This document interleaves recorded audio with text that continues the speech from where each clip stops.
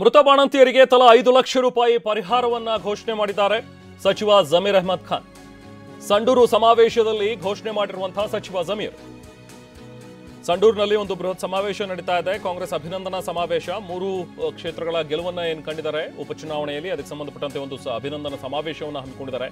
ಈ ಸಮಾವೇಶದಲ್ಲಿ ಮೃತ 5 ಬಾಣಂತಿಯರು ಕೂಡ ಎಲ್ಲರೂ ಬಡವರು ಅನ್ನೋದು ಗೊತ್ತಾಗಿದೆ.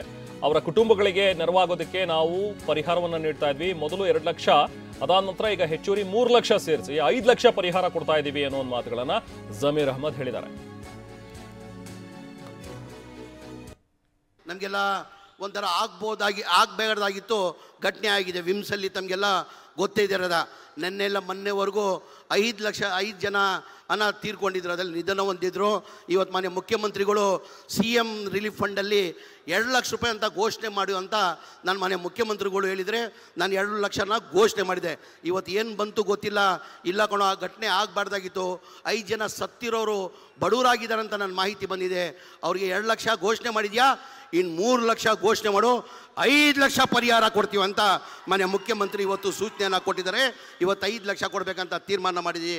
ಆ ಹಿನ್ನೆಲೆಯಲ್ಲಿ ತಾವೆಲ್ಲ ಅರ್ಥ ಮಾಡ್ಕೊಂಡು ನಾವು ಕಾಂಗ್ರೆಸ್ ಪಕ್ಷ ಇರೋದೇ ಬಡವ್ರ ಪರ ಸೇವೆ ಮಾಡೋಕ್ಕೆ ನಾವಿರೋದು. ಕಾಂಗ್ರೆಸ್ ಪಕ್ಷಕ್ಕೆ ಜಾತಿ ಇಲ್ಲರಿ, ಜಾತಿ ಇಲ್ಲ ಕಾಂಗ್ರೆಸ್ ಪಕ್ಷಕ್ಕೆ. ಎಲ್ಲ ಸಮಾಜದವ್ರಿಗೂ ಜೊತೆ ಯಾವುದನ್ನ ಪಕ್ಷ ತಗೊಂಡು ಹೋಗ್ತಾ ಇದೆ ಅದು ಕಾಂಗ್ರೆಸ್ ಪಕ್ಷ.